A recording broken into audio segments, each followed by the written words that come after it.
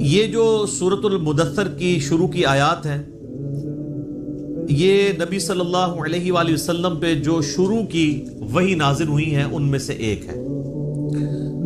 صحیح بخاری اور صحیح مسلم دونوں میں حدیث موجود ہے کہ نبی صلی اللہ علیہ وآلہ وسلم پہ سب سے پہلی وحی نازل ہوئی تھی، اقرأ بسم ربک الذی خلق خلق الانسان من علق، سورۃ العلق کی ابتدائی 5 آیات۔ پھر اس کے بعد صحیح بخاری اور مسلم میں آتا ہے کہ نبی علیہ السلام پہ جو وحی کا سلسلہ تھا اس میں فترت کا پیریڈ آ گیا، ایسا پیریڈ جس میں آپ صلی اللہ علیہ وآلہ وسلم پہ کوئی وحی نازل نہیں ہوئی، اور اس کی وجہ سے آپ صلی اللہ علیہ وآلہ وسلم بڑے غم زدہ بھی تھے۔ آپ تو چاہتے تھے جلدی جلدی قرآن نازل ہو، اور اسی دوران کافروں نے طرح طرح کی باتیں بھی کرنا شروع کر دی۔ تو فترت کے پیریڈ کے بعد جو پہلی وحی نازل ہوئی ہے وہ سورۃ المدثر کی ابتدائی آیات ہیں، لہٰذا آپ صلی اللہ علیہ وآلہ وسلم پہ جو شروع کی وحی نازل ہوئی ہیں ان میں سے یہ بھی چند آیات ہیں۔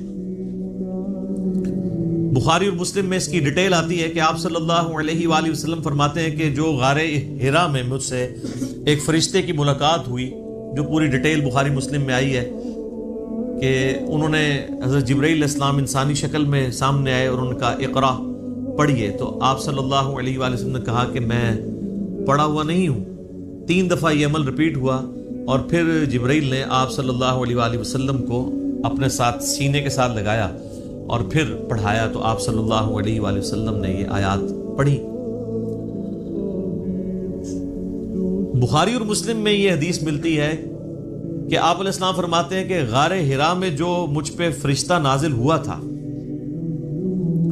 پھر کچھ عرصہ کے لیے وہ مجھ پر نازل نہیں ہوا، اللہ کی آیات لے کر نہیں آیا۔ تو ایک دن اچانک میں نے یہ آبزرو کیا کہ مجھے کوئی شخص پکار رہا ہے، تو جب میں نے نگاہ اٹھا کر اوپر دیکھا تو پورے افق کے اوپر وہی فرشتہ چھایا ہوا تھا۔ اب ظاہر ہے کہ نبی علیہ السلام کے اوپر ایک دہشت طاری ہوگی، ایک انسان کے لیے تو یہ بڑا عجیب و غریب منظر ہے نا، کہ جہاں تک آپ کو منظر نظر آ رہا ہے کہ بندہ آپ کو اوپر نظر آ رہا ہے اور وہ آپ کو پکار رہا ہے۔ تو آپ علیہ السلام، بخاری مسلم کے الفاظ ہیں کہ دہشت کے مارے گر پڑے، اور پھر آپ صلی اللہ علیہ وآلہ وسلم واپس آئے اپنے گھر اور سیدہ خدیجہ سے کہا کہ مجھے کمبل اڑا دو۔ ایک تو وہ والا واقعہ بخاری مسلم میں جو سورۃ العلق کی شروع آیات میں ہوا تھا، اس میں بھی یہی الفاظ ہیں، جس میں پھر سیدہ خدیجہ کہتی ہیں کہ آپ اپنے رشتہ داروں کے ساتھ صلہ رحمی کرتے ہیں، آپ مہمان نوازی کرتے ہیں، آپ غریبوں کا بوجھ اٹھاتے ہیں، آپ لوگوں کا بڑا خیال رکھتے ہیں، اللہ تعالیٰ آپ کو تنہا نہیں چھوڑے گا۔ اس حدیث میں یہ الفاظ ہیں کہ جب یہ کمبل اڑایا گیا تو پھر اللہ تعالیٰ کی طرف سے اس فرشتے نے ندا دی اور یہ آیات پڑھی، یا ایھا المدثر قم فانذر وربک فکبر وثیابک فطہر۔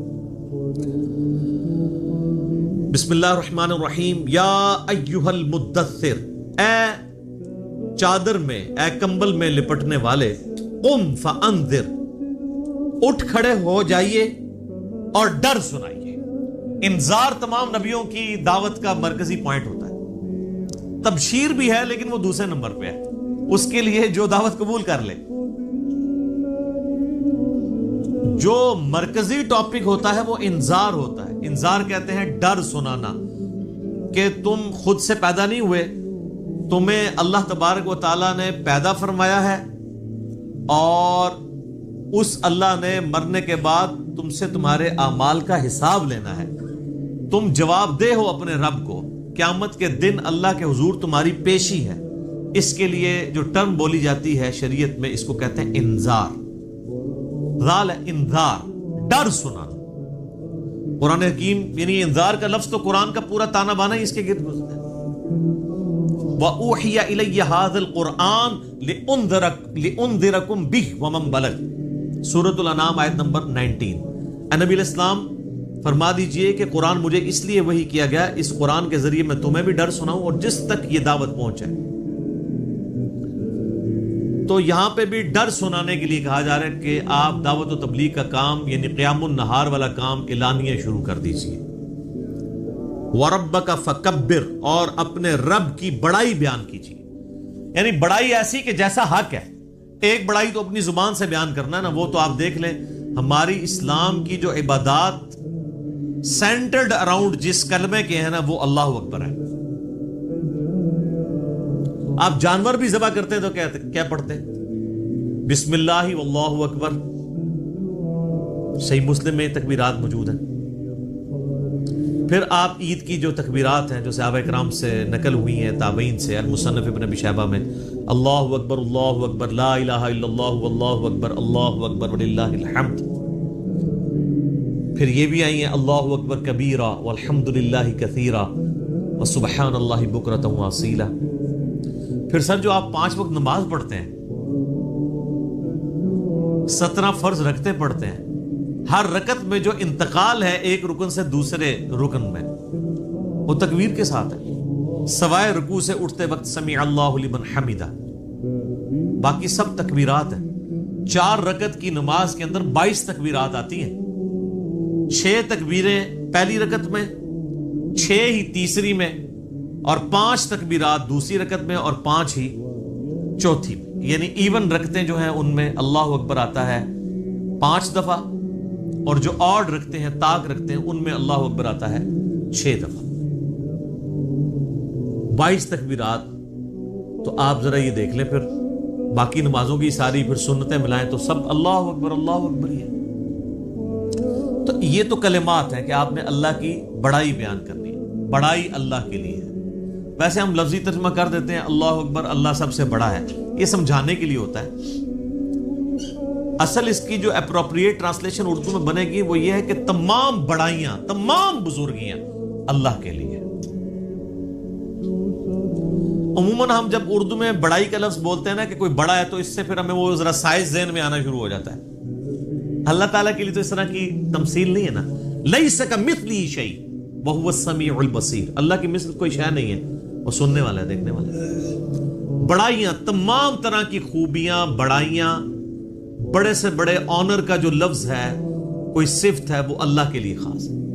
اسی کے تحت ہم یہ سمجھتے ہیں کہ اللہ تعالیٰ کو اگر کوئی شخص خدا کہہ کر یا گاڈ کہہ کر پکار لے تو یہ جائز ہے، کیونکہ کیپٹل جی سے جو گاڈ لکھا جاتا ہے انگلش میں، یہ اسی خدا کے لیے لکھا جاتا ہے جس کو سب مانتے ہیں. فارسی میں خدا کا لفظ اللہ کے لیے بولا جاتا ہے. لہٰذا یہ جو اہل حدیث نے ایک فتنہ کھڑا کیا ہوا ہے اسماء و صفات کا، اور وہ یہ کہتے ہیں یہ خدا کا لفظ بولنا یا گاڈ کا لفظ بولنا یا اللہ کے لیے کوئی بھگوان کا لفظ بول لے تو یہ کوئی اسماء و صفات کا مسئلہ بن جائے گا، یہ کوئی شرکیہ مسئلہ ہو جائے گا. تو یہ ان کے یعنی ایک ذہن کی آپ سمجھ لیں کمزوری ہے. ایسا نہیں ہے. قرآن عربی میں نازل ہوا ہے. قرآن سے پہلے جتنی کتابیں الہامی ہیں وہ تو دوسری زبانوں میں نازل ہوئی ہیں. وَإِن مِّنْ أُمَّةٍ إِلَّا خَلَا فِيهَا نَذِيرٌ. اللہ تعالیٰ فرماتا ہے کوئی ایسی امت نہیں گزری جس میں ہم نے کوئی نہ کوئی ڈر سنانے والا نہ بھیجا. تو ایک تکبیر تو ہے کہ آپ نے الفاظ بولنے ہیں، اور ایک تکبیر جو مشکل تکبیر ہے وہ دعوت و تبلیغ کا کام ہے کہ اللہ کی بڑائی بیان کرو جس طرح کے بیان کرنے کا حق ہے. دنیا پہ اللہ کی بڑائی قائم کر کے دکھائی ہے اللہ کے محبوب صلی اللہ علیہ وآلہ وسلم نے. یعنی وہ هو الذی ارسل رسولہ بالہدی ودین الحق لیظہرہ علی الدین کلہ ولو کرہ الکافرون ولو کرہ المشرکون. وہی اللہ ہے جس نے الہدی یعنی قرآن اور دین حق کے ساتھ اپنے پیغمبر کو مبعوث کیا تاکہ اسے تمام ادیان پر غالب کر دے، خواہ کافر اس کا برا مان جائے. مسند احمد میں حدیث ہے، نبی علیہ السلام فرمایا قیامت اس وقت تک قائم نہیں ہوگی جب تک کہ دنیا کے ہر گھر میں میرا پیغام نہ پہنچ جائے اور لوگ چاہتے ہوئے یا نہ چاہتے ہوئے اس دعوت کو قبول کر لیں. اچھا، یہ بات صحابہ کرام کو تو شاید سمجھ نہ آئی ہو کہ یہ کیسے پاسبل ہے کہ دنیا کے ہر گھر میں اتنا بڑا ڈیٹا کون رکھ سکتا ہے. لیکن سر آج یوٹیوب حفظہ اللہ، گوگل دامت برکاتوں عالیہ، اسلام کے بارے میں کوئی اسٹڈی کرنا چاہے تو اس تک نہیں بات پہنچ سکتی. پہنچ کی ہوئی ایک واقعہ ہوتا ہے پوری دنیا کے اندر وہ واقعہ پہنچ جاتا ہے. تو یہ ایک میڈیا کی برکت سے یہ ساری چیزیں، اور پھر جب یہ یعنی ایک مزید آگے معاملہ بڑھے گا تو پھر تو دعوت الحمدللہ گھر گھر تک پہنچے گی. تو اس رب کی بڑائی بیان کرو، ایک تو بولنے کے اعتبار سے، باقی پریکٹیکلی بھی اس کے لیے آپ اللہ تعالیٰ کے گواہ بن کر کھڑے ہو جائیں اور انسانیت کے اوپر حجت تمام کرے۔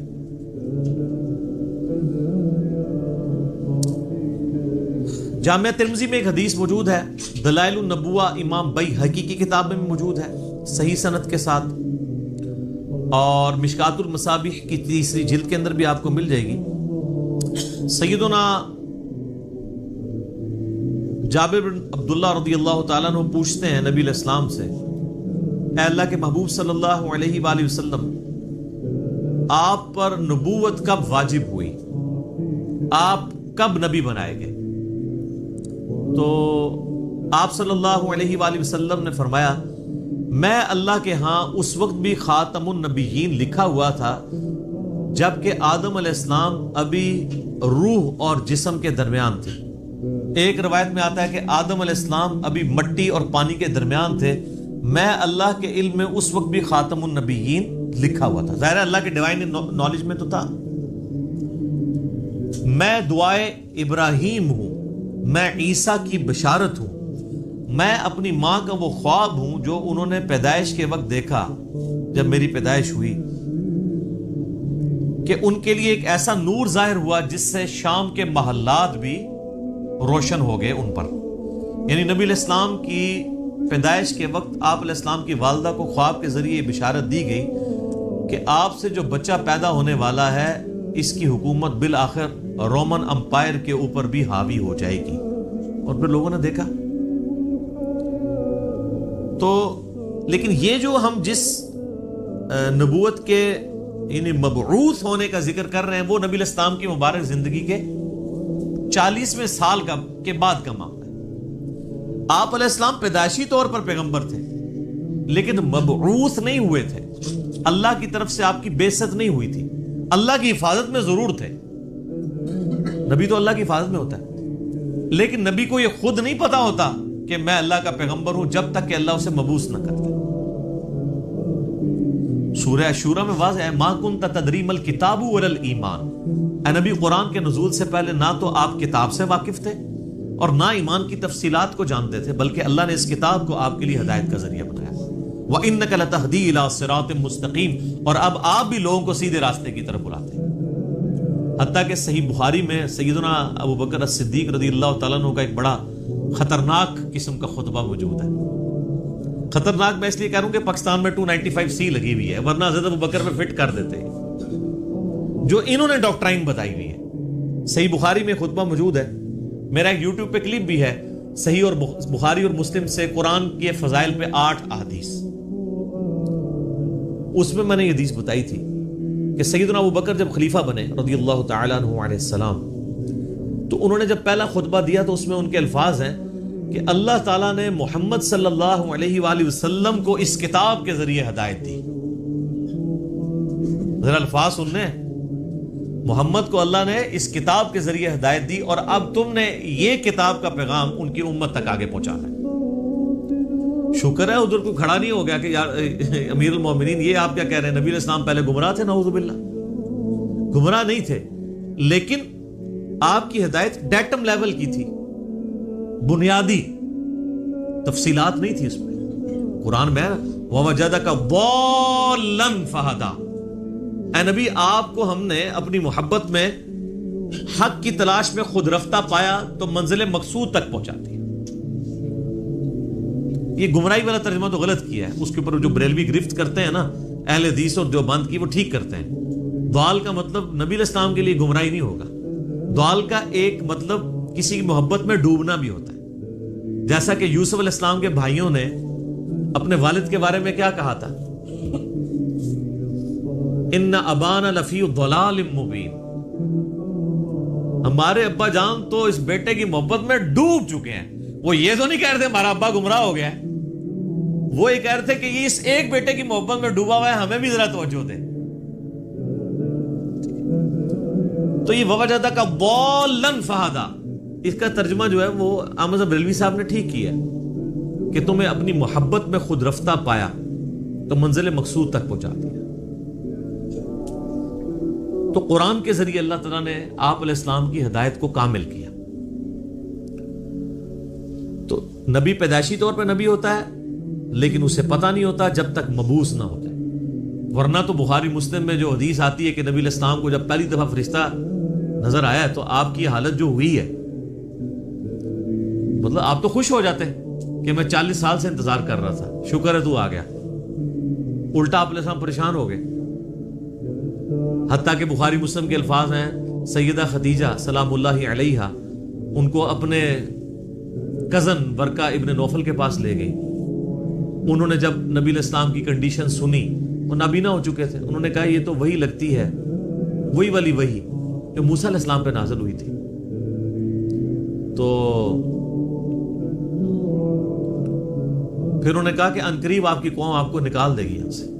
ہائے ہائے ہائے ہائے ہائے۔ نبی علیہ السلام نے کہا کہ میری قوم مجھے یہاں سے نکال دے گی، یہ تو مجھ سے بڑی محبت کرتے ہیں۔ انہوں نے کہا کہ یہ دعوت ہی ایسی ہے، آپ سے پہلے جس جس پیغمبر نے اپنی قوم میں یہ دعوت بلند کی ہے نا، اسے اس کی قوم نے نکال ہی دی ہے۔ کاش میں اس وقت تک زندہ رہا تو میں آپ علیہ السلام کی مدد کروں گا، ورنہ وہ پہلے ہی فوت ہو گئے۔ ویسے تو ان کو وہ اسی لیے ان کو ہم صحابی کے طور پہ نہیں گنتے ہیں، کیونکہ نبی علیہ السلام اس وقت تک صرف نبی بن کے مبعوث ہوئے تھے، رسول نہیں بنے تھے۔ اس وقت سورۃ العلق کی آیات نازل ہوئی تھی، رسول تب بنے جب یہ آیات نازل ہوئی ہیں کہ اب آپ کھڑے ہوں اور لوگوں کو دعوت و تبلیغ کا کام کریں۔ پہلے صرف یہ تھا کہ آپ کے اوپر وہ حقیقتیں آشکار ہوئی تھی، اور 40ویں سال یہ معاملات شروع ہو گئے تھے۔ صحیح مسلم میں حدیث ہے کہ نبی علیہ السلام نے فرمایا کہ میں اس پتھر کو بھی پہچانتا ہوں جو بعثت سے پہلے مجھے سلام کیا کرتا تھا۔ تو آپ کو اشارے ملنے شروع ہو گئے تھے کہ آپ کے ساتھ کوئی ایکسٹرا آرڈنری معاملہ ہونے والا ہے، ورنہ آپ دیکھیں نا، آپ گزر رہے ہو اور پتھر آپ کو سلام کر رہا ہو تو بندے کو ایک بار انہیں چیزوں کا آئیڈیا ہونا شروع ہو جاتا ہے کہ کوئی میرے ساتھ ایکسٹرا آرڈنری۔ اور پھر آپ دیکھ لیں کہ آپ علیہ السلام پہ جب یہ سارے معاملات ہوئے نا تو اللہ نے آپ کا دل کیسا مضبوط کیا ہے کہ ایک لمحے کے لیے بھی آپ کو یہ خیال نہیں آیا کہ میں کسی غلط راستے پہ چل رہا ہوں۔ ایکسپیرینس واقعی پہلا تھا، اس کی وجہ سے آپ پریشان ضرور ہوئے، لیکن آپ کا کانفیڈنس کبھی لوز نہیں ہوا کہ یہ کیا ہو رہا ہے، ایسا نہیں کبھی ہوا۔ وہ اللہ نے دل مضبوط کیا، اور یہ پیغمبر کے ساتھ غیبی تائید ہوتی ہے اللہ کی۔ بعض اوقات پیغمبر جو ہیں وہ بچپنے میں ہی بولنا شروع کر دیتے ہیں۔ سورہ مریم میں آتا ہے، سورہ آل عمران کے اندر آتا ہے کہ حضرت عیسیٰ علیہ السلام جو ہیں وہ ماں کی گود میں بھی کلام کر رہے ہیں۔ اللہ تعالیٰ چاہے تو، اور وہ کیا کہہ رہے ہیں کہ مجھے اللہ نے پیغمبر بنایا ہے، مجھے کتاب دی ہے اور مجھے مبارک بنایا ہے، اور میں اپنے ماں باپ، میں اپنی ماں کے ساتھ اس نے سلوک کرنے والا مجھے بنایا ہے۔ سلام ہو اس دن پر جس دن میں پیدا ہوا، جس دن میں مروں گا اور جس دن میں اٹھایا جاؤں گا۔ یہ ساری گفتگو وہ کر رہے ہیں ماں کی گود میں۔ ان کو اللہ نے اسی وقت مبعوث کر دیا۔ اکثر انبیاء کو اللہ تعالیٰ نے 40 سال کی عمر میں مبعوث کیا، کیونکہ 40 سال کی عمر جو ہے نا یہ میچورٹی کی عمر ہے۔ حضرت موسیٰ علیہ السلام کو بھی 40 سال کی عمر میں مبعوث کیا۔ اس کے بعد انسان یعنی دنیا کے سارے حقائق دیکھ چکا ہوتا ہے، اتنے ایکسپیرینس اس کو آ چکے ہوتے ہیں کہ وہ اب ایک بڑے لیول کی دعوت کو لانچ کر سکتے ہیں۔ اور جو لوگ ذرا اس سے پہلے شروع ہو جاتے ہیں دعوت کے حوالے سے، تو وہ اللہ تعالیٰ کی طرف سے کوئی ایکسٹراڈنری کسی کے ساتھ معاملہ ہو سکتا ہے، جس طرح حضرت عیسیٰ علیہ السلام تھے۔ اور جب انہوں نے یہودیوں کو ایڈریس کرنا شروع کیا ہے، اس وقت ہارڈلی آپ کی عمر 25 سال تھی حضرت عیسیٰ علیہ السلام کی، جب یروشلم میں جا کے انہوں نے یہودی پادریوں کو للکارنا شروع کیا۔ بڑے بڑے بزرگوں کی گستاخیاں جب حضرت عیسیٰ نے شروع کی ہیں، اس وقت ان کی عمر صرف 25 سال تھی۔ وہ تو ہی کہتے تھے نا گستاخی ہو رہی ہے ہمارے ساتھ، تو گستاخی سمجھتے تھے، کیونکہ حضرت عیسیٰ علیہ السلام ان کو کرٹیسائز کرتے تھے، میٹھی میٹھی باتیں نہیں کرتے تھے۔ میٹھی میٹھی باتیں کرتے تو وہ ہاتھ ڈالتے، وہ کہتے تھے تم یہ کہتے ہو اور کتاب میں یہ لکھا ہوا ہے، تم خود یہ کرتے ہو۔ تو انہوں نے کہا پکڑ لو اس کو، قتل کے درپے ہو گئے۔ وہ تو اللہ تعالیٰ نے ان کو زندہ اٹھا لیے، ورنہ وہ تو قتل کر ہی دیتے حضرت عیسیٰ علیہ السلام کو۔ تو اس میں میں ایک بڑا تلخ جملہ بولتا ہوں کہ حضرت عیسیٰ علیہ السلام جو یہودیوں نسل تھے، یہودیوں نے اپنے علماء کے زیر اثر ان کے قتل کے اوپر آمادگی ظاہر کر دی۔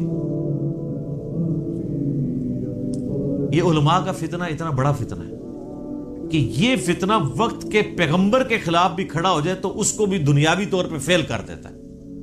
دنیاوی طور پہ تو فیلئر ہی ہے نا، 12 بندے صرف ایمان لے کے آئے، اپنی بھی جان اللہ نے بچائی، دنیا میں تو یہ دیکھا جاتا نا اس کے کروڑوں فالوور ہوں، تبھی تو بتا رہے ہوتے ہیں نا جی جناب اتنا بڑا اجتماع ہوا ہے، اتنے جلسے میں لوگ آئے. وہ کیوں بتا رہے ہوتے ہیں؟ کامیابی کے لیے. حضرت عیسیٰ علیہ السلام کے جلسے میں کتنے لوگ ہوتے تھے؟ 12، وہ بھی 2 بھی گلیلیا جھیل کے کنارے جا کے، وہ باقی تو بات ہی نہیں سنتے تھے. انہوں نے 2 بیوں کو بات سمجھ آ گئی. وہ جناب اللہ کی مرضی ہے کسی کو بات سمجھ آ جائے.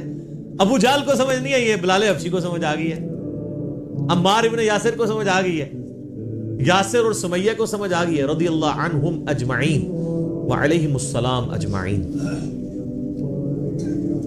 والذین جاہدوا فینا لنہدینہم سبلنا، جو لوگ کوشش کریں گے انہی کو بات سمجھ. تو نبی علیہ السلام کا باقاعدہ حکم ہوا ہے کہ آپ نے اپنے رب کی بڑائی کے لیے کھڑے ہو جانا ہے. وَثِيَابَكَ فَطَهِّرْ، اور اپنے کپڑوں کو پاک رکھنا ہے.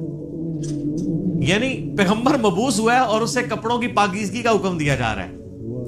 اور صوفیاء کے ہاں جس نے سب سے زیادہ گندے کپڑے پہنے وہ اتنا بڑا بزرگ ہوتا ہے. Point to be noted. ہاں آپ تصوف کی کتابیں پڑھ کے دیکھیں سر، یہ تذکرۃ الاولیاء جو ایک سمجھ لیں مدر بک ہے تصوف کی، شیخ فرید الدین عطار المتوفا 632 ہجری، جس کے حوالے فضائل اعمال، فضائل صدقات، فضائل سنت، یہ سارے بزرگ بابوں کی کتابوں میں ملیں گے، جن سے اب طارق جمیل صاحب نے بھی اعلان برات کر دی ہے اللہ کے فضل سے. وہ سارے واقعات ادھر سے ہی چھاپے مارے ہوئے. اس میں آپ کو کئی بزرگوں کا ملے گا کہ ان کو جوئیں پڑی ہوئی ہوتی تھی، اگر کوئی جو نیچے گرتی تھی وہ اٹھا کے پھر رکھ لیتے تھے اوپر، کہتے تھے میرے اللہ کی مہمان ہے. لوگ کہتے ہیں سبحان اللہ. اور بخاری مسلم میں موجود ہے ایک صحابی کے سر میں جوئیں پڑ گئی اور نبی علیہ السلام کے ساتھ انہوں نے احرام یعنی باندھا ہوا تھا. تو انہوں نے کہا یا رسول اللہ مجھے یہ تو جوئیں پڑ گئی ہیں، جوئیں تنگ کر رہی ہیں، تو مجھے اجازت دیں میں بال منڈوا دوں. اب آپ جب تک احرام کی ساری پابندیوں سے آزاد نہیں ہوتے ہیں اس وقت تک تو بال نہیں منڈوا سکتے. پھر نبی علیہ السلام نے ان کو بال منڈوانے کی اجازت دے دی اور اس کے اگینسٹ پھر انہوں نے جو ہے نا وہ ایک دم بھی دیا. تو بعد کے بزرگ جو ہیں وہ جوئیں اٹھا کے اوپر رکھتے ہیں، گندے مندے رہتے ہیں.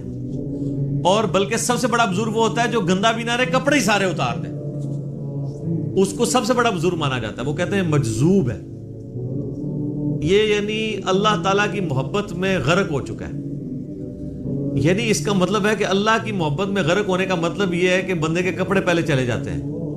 تو اللہ تعالیٰ کی معرفت سب سے زیادہ مخلوقات میں سے کن کو ہوتی ہے؟ انبیاء کو. تو کہیں ملتا ہے کہ انبیاء کرام علیہ السلام پہ جب اللہ کی محبت کا غلبہ ہوتا تھا تو وہ کپڑے اتار دیتے تھے؟ کہیں ملتا ہے ایسی بات؟ تو یہ پھر اس لیے ہم کہتے ہیں کہ انبیاء کا جو دین ہے وہ اور ہے، بابوں کا دین اور ہے اور کتابوں کا دین اور ہے. یہ بابوں کا دین ہے اور کتابوں کا دین وہ ہے جو صحیح سند کے ساتھ صحابہ اکرام اہل بیت کے ذریعے اور بعد میں محدثین کے ذریعے دین ہم تک پہنچے. نبی علیہ السلام کو شروع کی وحی میں کہا جا رہا ہے کہ آپ نے اپنے کپڑوں کو پاک صاف رکھنا ہے، روحانی طور پہ بھی پاک رکھنا ہے. یعنی ایک اللہ تعالیٰ نے جیسا کہ سورۃ الاعراف میں آتا ہے کہ تقویٰ کا لباس سب سے بہتر لباس ہے. تو وہ یعنی آنکھوں کی پاکیزگی، ہاتھوں کی پاکیزگی، ایک تو فزیکل نجاست سے بھی اور روحانی طور پہ بھی، حرام کی طرف نگاہ نہ اٹھے، ہاتھ حرام کی طرف نہ بڑھے. تو فزیکل نجاست بھی ختم کرنی ہے اور انٹلیکچوئل نجاست بھی ختم کرنی ہے. اور کیا کرنا ہے؟ وَالرُّجْزَ فَاهْجُرْ، اور بتوں سے بھی آپ نے دور رہنا. آپ علیہ السلام پیدائشی طور پہ ہی بتوں سے ہمیشہ دور رہے. اب اسٹرکٹلی آ رہا ہے کہ اس چیز کو آپ نے اب پریکٹس کرنا ہے. وَلَا تَمْنُن تَسْتَكْثِرْ، اور کسی پر احسان نہ کیجئے زیادہ لینے کی نیت سے. یعنی کسی کے ساتھ اگر آپ نیکی کر رہے ہیں تو دماغ میں یہ نہ رکھیں کہ میں اس کے ساتھ نیکی کر رہا ہوں تو یہ بدلے میں میرے ساتھ کرے گا. بے لوث ہو کے کریں، ایثار کے جذبے کے تحت. وَلِرَبِّكَ فَاصْبِرْ، ہائے ہائے یہ ہے بات. اپنے رب کے لیے صبر پھر اختیار کیجیے. یعنی آپ کو بتایا جا رہا ہے کہ آپ یہ معاملہ کوئی اتنا آسان نہیں ہونے والا. آپ ذرا دیکھیں جب یہ آیات نازل ہو رہی ہیں اس وقت تو آپ علیہ السلام کے تو دماغ میں بھی نہیں یہ بات کہ میرے ساتھ آگے ہونا کیا ہے. ایک شخص جو عرب کے لوگوں کی آنکھوں کا تارا ہے، جسے سب لوگ سر پہ اٹھائے ہوئے ہیں، صادق اور امین کہتے ہیں، اس کی مثالیں دیتے ہیں، اس کے فیصلوں کا احترام کرتے ہیں، اور وہ اس خاندان سے ہے جو خانہ کعبے کا متولی بھی ہے. انہوں نے زیادہ سے زیادہ کیا سوچا ہوگا میرے ساتھ کیا کر لیں گے؟ زیادہ زیادہ مسجد میں آنے میں پابندی لگا دیں گے نا. شہر بدر کر دینا، قتل کے فتوے جاری کر دینا، یہ تو نبی علیہ السلام نے سوچا بھی نہیں تھا کبھی. اب یہ جب یہ آیات نازل ہو رہی ہے کہ آپ نے صبر کا دامن نہیں چھوڑنا، اللہ کو پتا نا میں نے کرنا کیا ہے اپنے نبی کے ساتھ. ظاہر ہے وہ تو اللہ تعالیٰ فرماتا ہے کہ ہم نے قرآن پاک میں مضمون کئی جگہ ہے کہ ہم نے تمام نبیوں کے مخالفین جن و انس میں سے اٹھائے ہیں. اللہ تعالیٰ کہتے ہیں ہم نے اٹھائے ہیں. مراد یہ کہ جب اٹھتے ہیں تو ہم انہیں اٹھنا دیتے ہیں تاکہ یہ کشاکش ہوگی تو پھر حق اور باطل کی کشاکش کے بعد پھر سچائی کی چاشنی فیل ہوتی ہے نا. اگر پیاس ہی نہ ہو تو ٹھنڈے پانی کی قدر کیا آئے گی؟ تو اللہ تبارک و تعالیٰ نے اپنے نبی کو بھی ان آزمائشوں سے گزارا ہے. انڈیویجول آپ علیہ السلام پہ بھی بہت آزمائشیں آئی اور اجتماعی طور پہ صحابہ اور اہل بیت پہ بھی آئی ہیں. لیکن جب یہ آیات نازل ہو رہی ہیں تو اب آپ یہ سمجھ لیں کہ یہ ابھی آپ علیہ السلام کے یعنی جو بخاری مسلم میں آتا ہے کہ آپ کے پیٹھ کے اوپر اوجڑی رکھی گئی اور آپ اٹھ نہیں سکے، یہ واقعہ نہیں ہوا ہوا. آپ کے گلے کے اندر صحیح بخاری مسلم میں آتا ہے کہ وہ ڈالا گیا کپڑا اور اتنی زور سے دبایا گیا کہ قریب تھا کہ آنکھیں ابل آتی. یہ واقعہ نہیں ہوا ہوا. طائف کا واقعہ نہیں ہوا کہ جس میں پتھر اتنے مارے گئے کہ مبارک خون سے جوتیاں بھی بھر گئیں. یہ واقعہ نہیں ہوا ہوا. پھر قتل کے فتوے کے رات کے وقت سیدنا ابوبکر کو ساتھ لے کے اور مولا علی کو اپنے بستر پہ لٹا کے آپ علیہ السلام ہجرت کے لیے نکل گئے. یہ واقعہ بھی نہیں ابھی ہوا ہوا. اور سر پر مدینے میں تو لائف ہی پوری ڈائنامک، جاتے ہی یہودی متھے مارے لگ گئے، جا کے منافقین اوپر سے کلمہ پڑھ لیا، پیچھے سے وہ یعنی جڑیں کاٹتے رہے.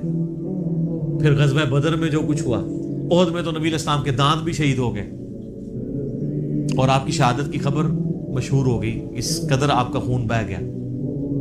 خندق کے وہ موقع کے اوپر آپ علیہ السلام کو سخت سردیوں کی راتوں میں کس طریقے سے ایون صحابہ کہتے ہیں ٹوائلٹ جانا ہمارے لیے مشکل ہو جاتا تھا، سامنے سے تیر آ کے لگ جاتا تھا. اس کے بعد پھر صلح حدیبیہ والی جو مشقت کاٹنی پڑی، اتنا پیدل سفر کر کے پھر ایک پیس ٹریٹی کر کے واپس جانا پڑ گیا، عمرہ بھی نہیں کیا. پھر غزوہ خیبر والی جو ایک معاملہ آیا وہ کئی ہفتوں تک. اس کے بعد پھر فتح مکہ کے لیے 10,000 کے صحابہ کو کے لشکر کو لے کے نکلے رمضان کے مہینے کے اندر. ہم لوگ ادھر ایسی میں بیٹھے ہوئے، اور پھر ختم نہیں ہوا معاملہ. فوراً فتح مکہ کے 3-4 مہینے کے بعد قبیلہ حوازن کے ساتھ جو ہے وہ جنگ غزوہ حنین ہو گئی. 12,000 کا لشکر تھا. بس تکبر کے جملے نکل گئے کچھ اصحاب سے کہ ہم 313 تھے تو غالب آئے تھے، آج تو ہم ہے ہی بہت ہیں. تو قرآن کے الفاظ ہیں، اللہ تعالیٰ نے یقین کریں کہ اتنے سخت الفاظ کے اندر جسے کہتے ہیں نا میڑا مارتے ہوئے، تانا دیتے ہوئے بات کی ہے. اللہ نے فرمایا تم نے یہ بات کی، تمہیں تو کہنا چاہیے تھا اللہ کی مدد سے فتح ہوئی تھی. تو دیکھ لو جب تم نے یہ جملہ بولا تو دیکھو تمہیں راستہ بھی نہیں پھر ملا بھاگنے کا. 80 بندے بخاری مسلم میں آتا ہے نبی علیہ السلام کے ساتھ رہ گئے، صرف 12,000 میں سے 80 بندے، باقی سب بھاگ گئے. وہ سامنے سے تیر ہی ایسے لگے ان کو. وہ تیر کے بڑے ایکسپرٹ تھے قبیلہ حوازن کے لوگ. اور پھر پیرلل میں جناب وہ رومن امپائر نے نبی علیہ السلام کا سفیر قتل کر دیا. آپ نے غزوہ موتا کے لیے جو ہے وہ وہاں بھی مہم روانہ کر دی زید ابن حارثہ کی سرکردگی میں، اتنے معاذوں کے اوپر پیرلل میں. اور پھر اس کے بعد غزوہ موتا کے بعد پھر وہ غزوہ تبوک کے لیے آپ علیہ السلام خود، جسے وہ جیش النصرہ کہا جاتا ہے، تنگی والا جو مارکا. تو اور آخری وقت بھی آپ کیا فرما رہے ہیں، آخری جو آپ آگے خطبہ دے رہے ہیں بخاری مسلم میں، وہ لشکر اسامہ بھیج رہے ہیں. اتنی مشکل لائف شروع سے لے کے اینڈ تک. اور یہ تو باہر کی لائف ہے، جو اندر آپ کو تکلیفیں اٹھانی پڑ رہی ہیں. بیویاں کہہ رہی ہیں کہ جی اس طرح ہمارا گزارا نہیں ہوگا، پھر قرآن نازل ہو رہا ہے کہ نہیں اسی طرح گزارا کرو. تو कई माजों के ऊपर। अब ये सारे माज अगर आपके ज़हन में हो ना, तो फिर आप ये आयत पढ़े, वाली रब्बी का फस्बिर, ए नबी अलैहिस्सलाम आपने अल्लाह के लिए सब्र करना है। अभी तो बड़े बड़े मराहल आने हैं। फ़इज़ा नुक़िर फ़िन्नाक़ूर, और फिर जब सूर फूंका जाएगा, फ़ज़ालिका यौमइज़िन यौमुन असीर, तो वो दिन बड़ा सख्त होगा। अलल काफ़िरीन गैरु यसीर, काफिरों पर आसान नहीं होगा। ज़रनी व मन खलक़तु वहीदा,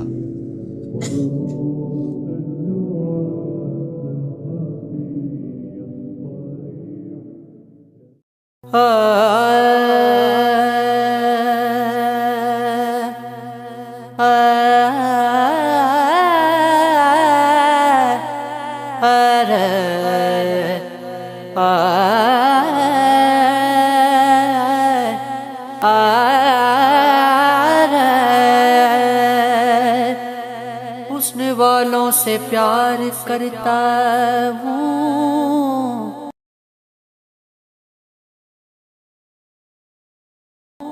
नक्ल परवरदिगार करता हूँ। हुस्न वालों से प्यार करता हूँ,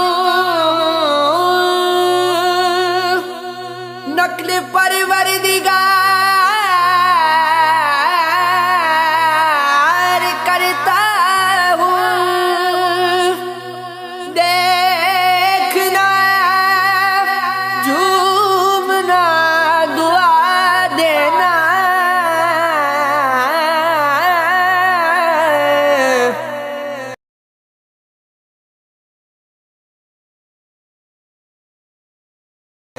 बस यही कारोबार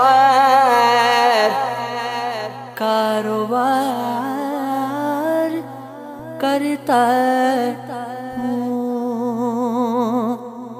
यार को हमने जा बजा देखा, यार को हमने जा बजा देखा, कभी जाहिर कभी छुपा देखा, कभी जाहिर कभी छुपा देखा। यार को हमने जा बजा देखा, यार को हमने जा बजा देखा। कहीं मुमकिन हुआ कहीं वाजिब, कहीं मुमकिन हुआ कहीं वाजिब, कहीं फानी कहीं बका देखा, कहीं फानी कहीं बका देखा। यार को हमने जा बजा देखा, यार को हमने जा बजा देखा। कहीं वो बादशाह तख्त नशीं, कहीं वो बादशाह तख्त नशीं,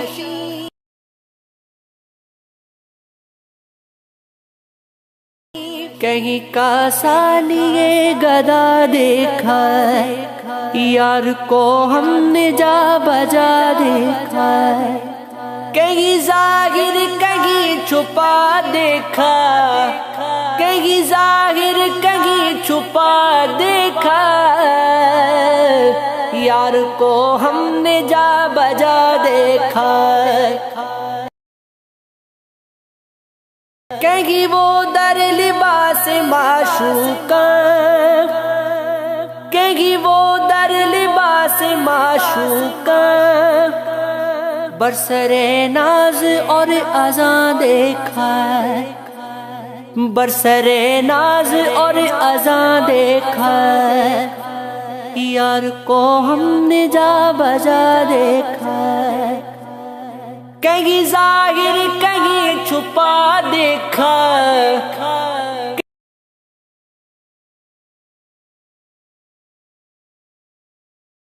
कहीं जाहिर कहीं छुपा देखा। यार को हमने जा बजा देखा, कहीं आशिक नियाज की सूरत, کہیں عاشق نیاز کی صورت سینہ پھر یہاں ہو دل جلا دیکھا، سینہ پھر یہاں ہو دل جلا دیکھا، کبھی ظاہر کبھی چھپا دیکھا، یار کو ہم نے جا بجا دیکھا ہے۔